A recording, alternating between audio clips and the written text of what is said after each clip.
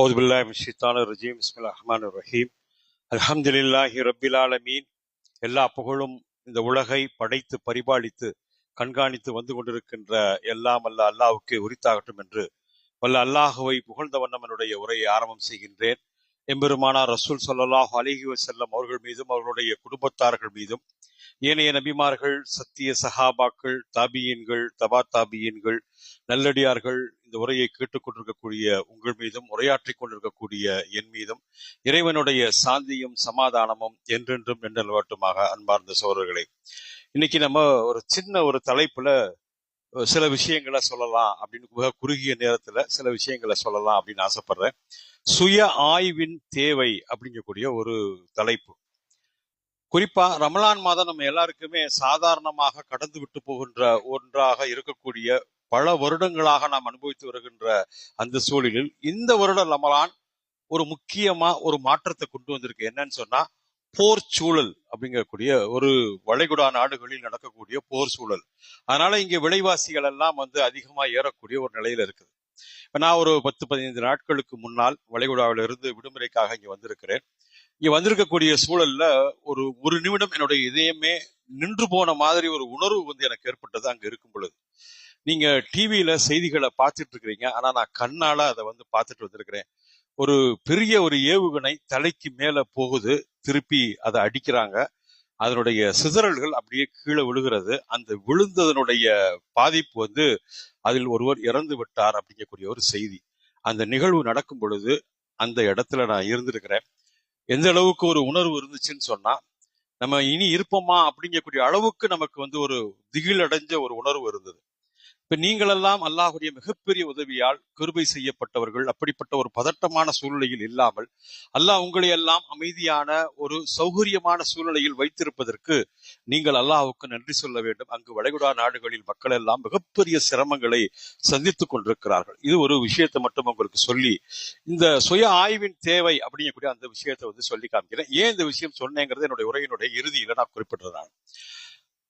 ரசூல் ஸல்லல்லாஹு அலைஹி வஸல்லம் அவர்கள் அறிவித்த ஒரு ஹதீஸ்ல சொல்லி காமிக்கிறாங்க, யார் ஒருவர் நன்மையை எதிர்பார்த்து ரமலான் மாதத்தின் 30 நாட்களும் நோன்பு நோக்கிறாரோ, நோன்பு நோற்று முழிக்கின்றாரோ, அவருடைய முந்தைய ஒரு வருட பாவங்கள் மன்னிக்கப்படுகின்றன அப்படிங்கக்கூடிய அந்த ஹதீஸ் ரமலான் மாதத்துல கேள்விப்பட்டிருப்பீங்க.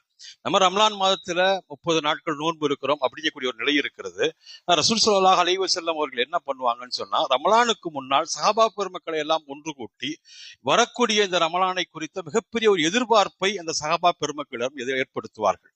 நன்மைகளை எதிர்பாருங்கள், ஒரு நன்மை செஞ்சீங்கன்னா 70 நன்மை, 70 மடங்கு நன்மை, 700 மடங்கு நன்மை அப்படின்னு சொல்லிட்டு சஹாபாக்களை உற்சாகப்படுத்துவார்கள். அந்த மாதிரி ரசூலுல்லாஹ் சொல்றாங்க, நீங்க நன்மையை எதிர்பார்த்து நோன்பு வைங்க. சும்மா நானும் நோன்பு வைக்கிறேன், 10 பேத்துல ஒரு ஆள், 100 பேத்துல ஒரு ஆள் இல்லாம நன்மையை எதிர்பார்த்து நீங்க நோன்பு வைக்கும் பொழுதுதான் அதன் மூலம் உங்களுடைய பாவங்கள், ஒருவரோட பாவங்கள் மன்னிக்கப்படுகின்றன அப்படிங்கிற அந்த விஷயத்த சொல்றான். இப்ப நம்முடைய ரமலான் எப்படி இருந்தது அப்படிங்கிற ஒரு கேள்வியை நம்ம ஒரு நிமிஷம் யோசிச்சு பார்த்தோம்னு வச்சுக்கோங்களேன்.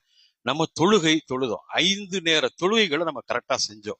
தொழுகை மட்டும் இல்ல, தராவி தொழுகை தொழுதோம். அதற்கையும் தாண்டி தஹஜ்ஜுத் தொழுகை தொழக்கூடியவங்களா நம்ம இருந்திருக்கிறோம்.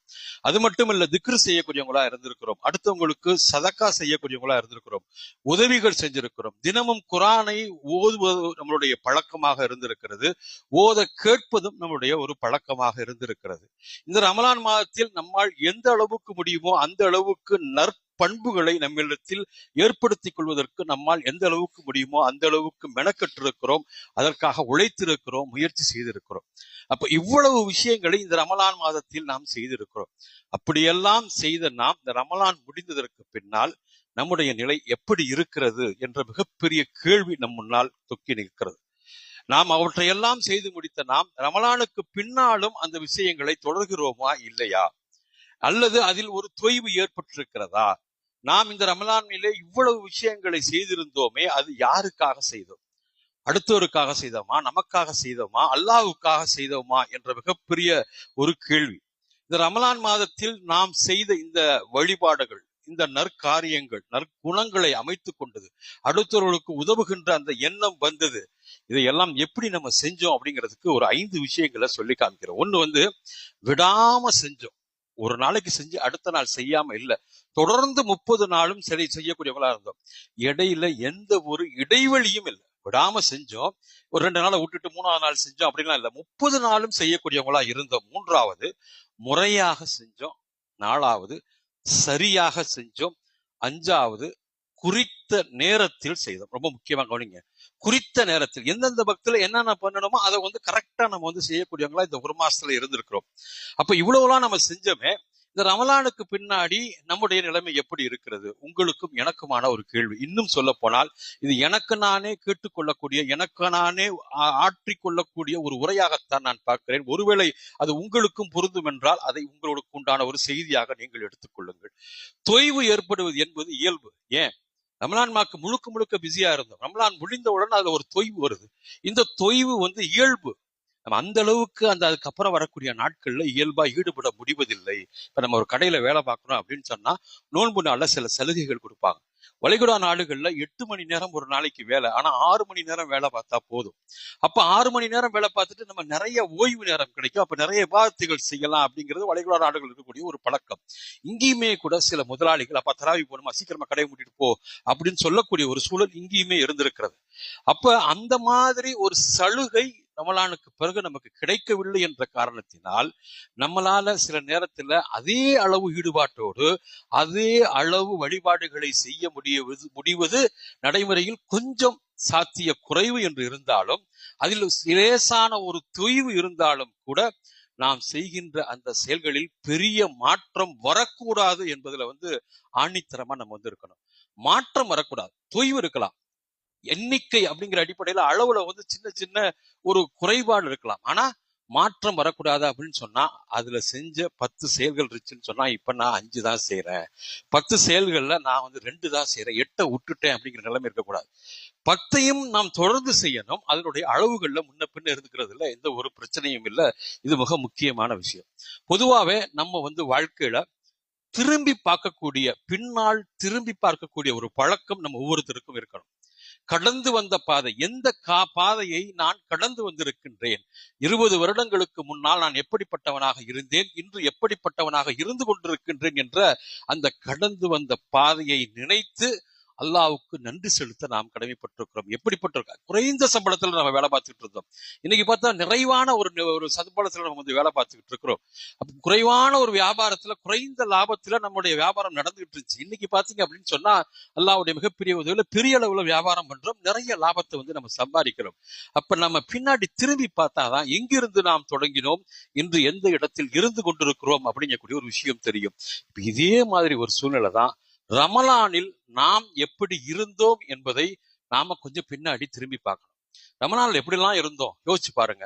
இதுல இப்ப இருக்கக்கூடிய சூழ்நிலையில ரமலானில் இருந்ததை விட சிறந்த ஒரு நிலையில் நான் இன்று இருக்கின்றேனா, அல்லது என்னுடைய நிலையில் தொய்வு ஏற்பட்டிருக்கிறதா?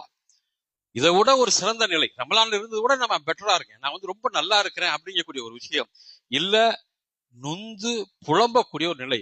எப்படி இருந்தன்னா இன்னைக்கு இப்படி ஆயிட்டேனே, ரமலான்ல அவ்வளவு வணக்கம், பள்ளிவாசலுக்கு வரவும் போவோம் சொல்லுவோம் பிஸியா இருந்தேனே, இன்னைக்கு ஏங்க நான் இப்படி ஆயிட்டேன் அப்படின்னு நொந்து புலம்பக்கூடிய ஒரு நிலையில் நாம் இருக்கின்றோமா? இப்படிப்பட்ட ஒரு சுய ஆய்வு உங்களுக்கும் எனக்குமான ஒரு தேவையாய் இன்றைய காலகட்டத்தில் இருக்கிறது அப்படிங்கிறது பாக்குறோம். இப்ப அதிகமா இருக்கிறவங்க இங்க எல்லாருமே வியாபாரிகளா இருக்கிறீங்க. வியாபாரத்துல என்ன பண்ணுவீங்க அப்படின்னு சொன்னா, ஒரு வருடம் முடிஞ்ச உடனே கணக்கு பார்ப்பீங்க. போன வருடத்துல எவ்வளவு நம்ம சம்பாரிச்சிருக்கிறோம், எவ்வளவு செலவு பண்ணிருக்கிறோம், எவ்வளவு லாபம் கிடைச்சிருக்கு, லாபம் கிடைக்கலையா, நஷ்டம் ஆயிடுச்சா, கணக்கு வழக்கு பார்த்தாதான் கடந்த ஒரு வருடத்துல நம்ம என்ன செஞ்சோங்கிறது நமக்கு தெரியும். அந்த அடிப்படையில இப்ப உதாரணத்துக்கு கடந்த ஒரு வருடத்துல எனக்கு ஒரு 5 லட்சம் ரூபாய் லாபம் கிடைச்சிருக்குன்னு வச்சுக்கோங்களேன். நம்ம என்ன பண்ண மாட்டோம்னு சொன்னா, 5 லட்சம் ரூபாய் ஞாபகம் கிடைச்சிருக்குது, அதனால நம்ம என்ன பண்ணலாம், ஒரு மாசத்துக்கு கடையை மூடிட்டு நம்ம பாட்டு நம்ம வேலையை பார்க்க போயிடலாம், ஊரை சுற்றலாம் அப்படின்னு சொல்லியிருப்போமான இல்ல. 5 லட்சம் ரூபாய் லாபம் கிடைச்சாலும் 10 லட்சம் ரூபாய் லாபம் கிடைச்சாலும் அடுத்த நாள் கடையை குறித்த நேரத்துக்கு கரெக்டா திறப்போம், அதே நேரத்துக்கு மூடுவோம். ஏன், லாபம் கிடைச்சாலும் நம்ம என்ன பண்ண முடியாது, வியாபாரத்தை உற்ற முடியாது அப்படின்னு. அதே மாதிரி ஒரு சூழ்நிலை தான் இந்த ரமலான் மாதத்துல வியாபாரம் ஒரு மாசத்துல நல்லா ஓடிச்சு, லாபம் கிடைச்சோன்னா கடையை மூடிட்டு 10 நாளுக்கு அப்புறம் எங்கேயோ வெளியில போயிட்டான் அப்படின்னு நம்ம சொன்னோம்னு வச்சுக்கங்களேன். என்னங்க அவரை காணாங்க, அவருக்கு நிறைய லாபமாங்க, ஒரு மாசத்துக்கு லீவ் விட்டாருங்க அப்படின்னு சொன்னா உங்க கஸ்டமர்லாம் எங்க போயிருவாங்க? வேற கடைக்கு போயிடுவாங்க. உங்களுக்கு வியாபாரம் பாதிச்சு போயிடும். இப்ப நம்மளுடைய நிலைமை நினைச்சு பாருங்களேன். இந்த ரமலான்ல அவ்வளவு பிஸியா இருந்தோம், ஆனா இப்ப கடையை மூடிட்டோம். 1 மாசத்துக்கு 10 நாளைக்கு மூடிட்டோம், 1 வாரத்துக்கு மூடிட்டோம்.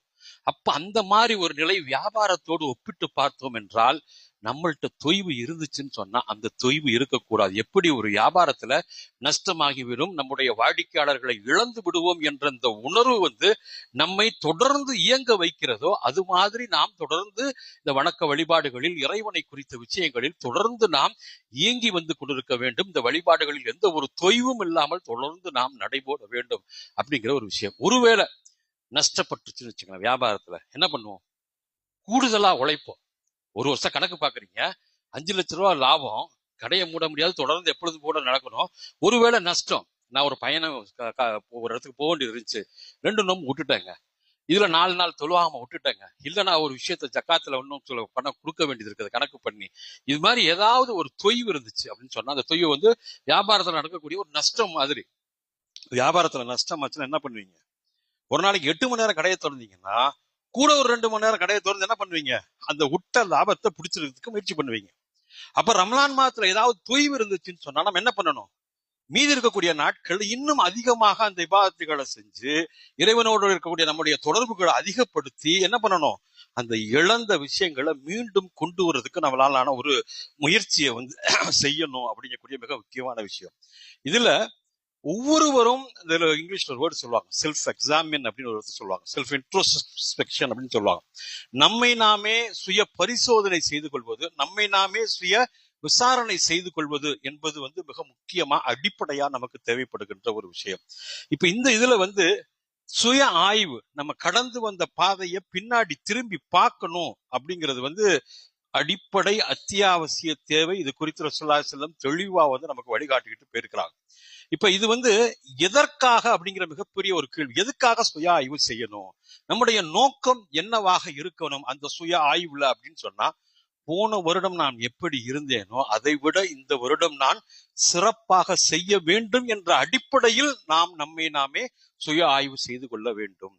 கடந்த காலங்களில் என்னுடைய வழிபாடுகளோ அல்லது என்னுடைய சதக்காவோ அல்லது நான் பிறருக்கு செய்யக்கூடிய உதவியோ அல்லது எனக்கும் குரானுக்கும் உண்டான தொடர்போ அல்லது நான் அதாவது திக்ர் செய்யக்கூடிய விஷயங்கள்ல இன்னும் குரான் ஓதுவது, குரான் ஓத கேட்பது அப்படிங்கிற அந்த விஷயங்கள், உபரியான தொழுகைகள் தொழுவது, இந்த எல்லா விஷயங்களிலும் கடந்த காலத்துல கொஞ்சம் முன்ன பின்ன அப்படி இப்படி இருந்தேன் அப்படின்னு சொன்னா இனி இருக்கக்கூடாது. அது மாதிரி அதுல கொஞ்சம் முன்னேற்றம் வேணும் அப்படிங்கிற அடிப்படையில நம்ம என்ன பண்ணணும்? சுய ஆய்வு செய்யணும். இதுதான் நம்முடைய நோக்கமாக நமக்கு இருக்க வேண்டும். ரொம்ப அழகா எல்லாரும் கேள்விப்பட்ட ஒரு விஷயம்தான், ஒரு முஸ்லிம்களுடைய வாழ்க்கையில் நேற்றும் இன்றும் ஒரே மாதிரி இருக்கக்கூடாது.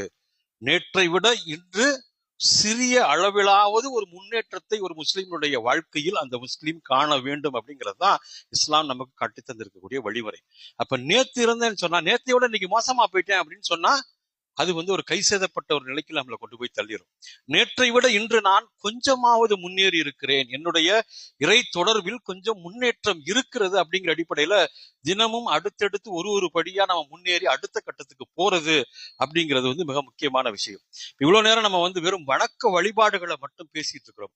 காலையில் எழுந்தது முதல் இரவு தூங்கும் வரை நாம் ஈடுபடுகின்ற அனைத்து காரியங்களிலும் இறைவனுடைய வழிகாட்டலின்படி ரசூல் ஸல்லல்லாஹு அலைஹி வஸல்லம் எப்படிப்பட்ட முன்னுதாரணமாக நமக்கு வாழ்ந்து விட்டு போயிருக்கின்றார்களோ அந்த முன்னுதாரணத்தின் அடிப்படையில் நம்முடைய ஒவ்வொரு காரியங்களையும் நாம் அமைத்துக் கொள்ள வேண்டும். கொடுக்கல் வாங்கலா, அடுத்தவங்கள்ட்ட பேசுறதா, அடுத்தவங்கள்ட்ட இருந்து ஒரு உதவியை கேட்கறதா, ஒருத்தன்ட்ட நம்ம கடன் வாங்கினோமே அந்த கடனை திருப்பி தர்றோம்னு சொன்னோமே கடனை திருப்பி கரெக்டா தந்தமா இல்லையா, ஒரு கொடுக்கல் வாங்கல் அப்படிங்கிறதுக்கு உண்டான அழகான வழிகாட்டுகள் குர்ஆன்ல அல்லாஹ் சொல்லிருக்கிறான். கடனை வாங்கினீங்கன்னா சாட்சியை வச்சுட்டு நீங்க வாங்குங்க.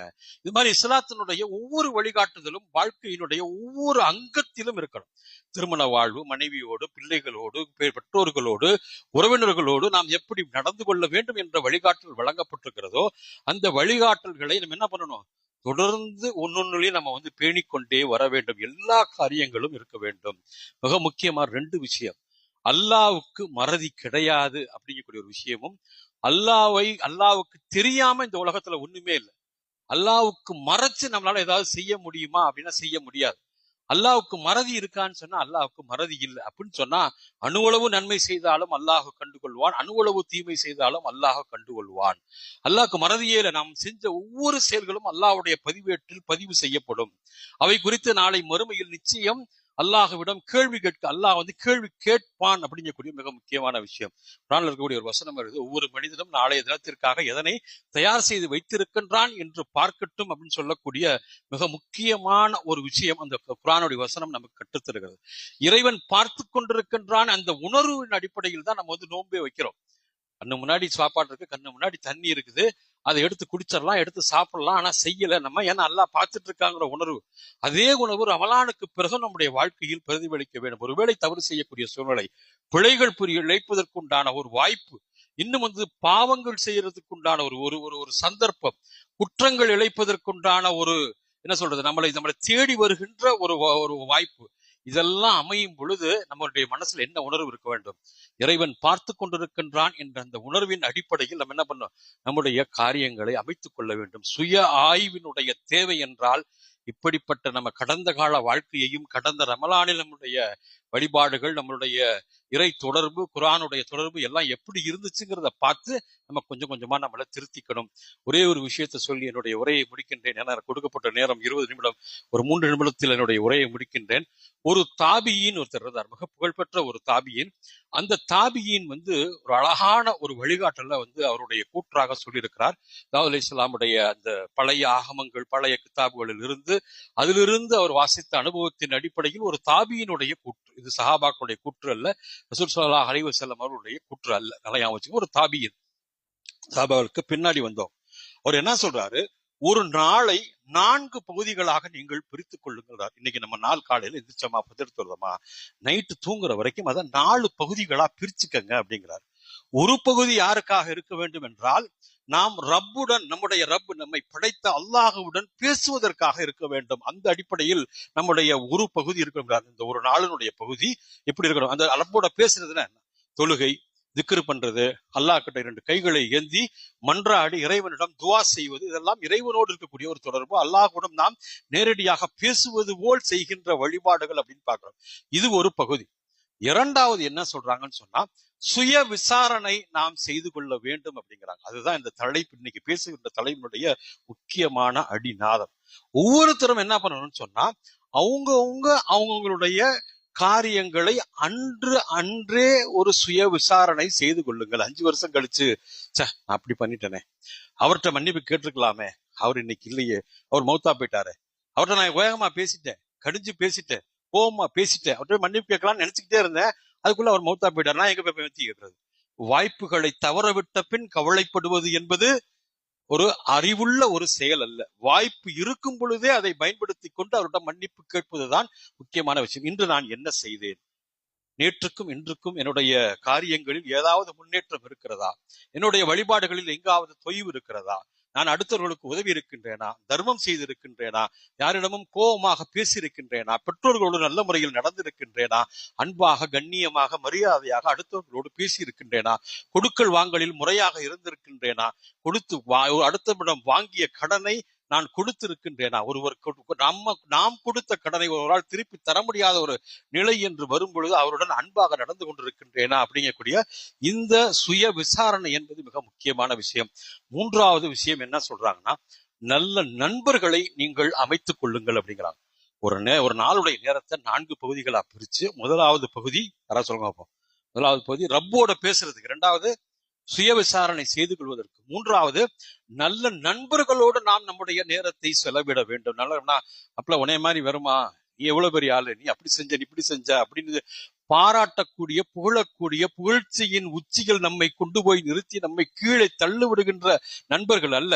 நம்மிடம் இருக்கக்கூடிய குறைகளை நம்மளுக்கு சுட்டிக்காட்டி, நம்மிடம் இருக்கக்கூடிய குறைகளை நிவர்த்தி செய்து, அதை சரி செய்து அடுத்தடுத்த நாட்களில் நாம் முன்னேற்ற பாதையில் நடைபெற வேண்டும் என்பதற்காக நம்மளை உந்தி தள்ளுகின்ற, தூண்டுகின்ற ஒரு சக்தியாக நம்முடைய நண்பர்கள் இருக்கணும். குறை சொல்லுகின்ற நண்பர்கள், முகத்துக்கு நேராக தைரியமாக உள்ளது உள்ளபடி நம்முடைய முகத்துக்கு நேராக குறை சொல்லுகின்ற நண்பர்களோடு நாம் நேரத்தை செலவு செய்வதற்கு ஒரு பகுதியை ஒதுக்க வேண்டும் அப்படிங்கக்கூடிய ஒரு விஷயம் சொல்லி காமிக்கிறான். அப்ப ரப்புடன் பேசுவது என்பது ஒரு நேரம், இரண்டாவது சுய விசாரணை செய்து கொள்வது என்பது ஒரு நேரம். நண்பர்களோடு நாம் நம்மளுடைய நேரத்தை செலவிடணும், அவங்க இது பண்ணணும் அப்படிங்கக்கூடிய இந்த விஷயம் இருக்கிறது. இப்ப இந்த மாதிரி ஒரு நாளை இப்படி பிரிச்சுக்கிட்டோம் அப்படின்னு சொன்னோம்னா நம்மளுடைய வாழ்க்கை எப்படி இருக்கும் அப்படின்னு சொன்னா, ஒவ்வொன்னையும் தனித்தனியா பிரிச்சு அதன்படி நம்முடைய வாழ்க்கையை அமைச்சுக்கிட்டோம்னு சொன்னா நம்ம செய்யக்கூடிய காரியங்கள் ஏதாவது குறைகள் இருந்தால், அதுல ஏதாவது தவறுகள் இருந்தால், அவற்றில் ஏதாவது பிழைகள் இருந்தால், எதையாவது விடுபட்டு இருந்தால், ஏதாவது செய்ய தவறி இருந்தால் அனைத்தும் அன்றன்றே நமக்கு தெரிந்துவிடும். அதை சரி செய்து கொண்டு நாம் அடுத்தடுத்த காரியங்களில் முன்னேறுவதற்கு வாய்ப்பாக அமையும். ஒருவரும் ரமலான் மாதத்துக்காக நம்ம எல்லாத்தையும் செஞ்சிருந்தோம் அப்படின்னு சொன்னா, போன வாரம் வெள்ளிக்கிழமையில கூட மௌலவி இஸ்மாயில் நத்வி இந்த விஷயத்த சொல்லியிருப்பாங்கன்னு நினைக்கிறேன். நாம் ரமலானிகளா ரப்பானிகளா? ரப்பானிகள் என்றால் நம்மை படைத்த ரப்புக்காக செய்தவர்கள் என்றால் ரமலான் மாதத்தில் செய்ததை நாம் ரமலான் மாதத்திற்கு பிறகு உள்ள 11 மாதங்களில் நாம் செய்ய வேண்டும். அப்பதான் நம்ம ரப்பானிகள், ரப்புக்காக அல்லாஹ்வுக்காக செய்தவர்களாக ஆவோம். இல்ல ரமலான் மாதத்துல மட்டும்தான் செய்வேன், திருப்பி அடுத்த ரமலான் வரைக்கும் நான் அப்படியே தான் இருப்பேன் அப்படின்னு சொன்னா அங்க நம்ம அல்லாஹ்வுக்காக செய்யல, ரப்புக்காக செய்யல. ரமலானிகள் சொல்லக்கூடிய ரமலான் மாதத்துக்காக நான் செஞ்சேன் அப்படிங்கக்கூடியவர்கள் ஆயிடுவோம். எந்த ரமலான் மாதத்துல யார் ரப்பா நமக்கு இருந்தாங்களோ அதே அல்லாஹுதான் மீதி இருக்கக்கூடிய 11 மாதங்களிலும் அல்லாஹுதான் இருக்கின்றான். அவன் தான் நமக்கு ரப்பு. ரமலான் மாதத்திலும் அவன் தான் ரப்பு, ரமலானுக்கு பின்னாலும் அவன் தான் ரப். அப்ப நம்ம ரப்பானிகளாக இருக்க வேண்டும். ரப்புக்கு பயந்து நடந்து தக்குவாவோடு வரக்கூடிய நாட்களில் நம்முடைய காரியங்களை சீரமைத்து கொண்டு சீர் செய்து கொண்டு, தவறுகள் இருந்தால் அதை திருத்திக் கொண்டு, வணக்க வழிபாடுகள் இறை தொடர்பை தொடர்ந்து தக்க வைத்து மீதி இருக்கக்கூடிய 11 மாதங்களுக்கும் கொண்டு செல்லக்கூடிய பாக்கியத்தை உங்களுக்கும் எனக்கும் வல்ல இறைவன் தந்து இறைவனுடைய விருப்பத்தை பெற்று மறுமையிலே வெற்றி பெறக்கூடிய நல்ல மக்களாக உங்களையும் என்னையும் ஆக்கிட என்று கூறி எனது உரையை முடிக்கின்றேன். வாஹிர் தவானா அல்ஹம்துலில்லாஹி ரப்பில் ஆலமீன்.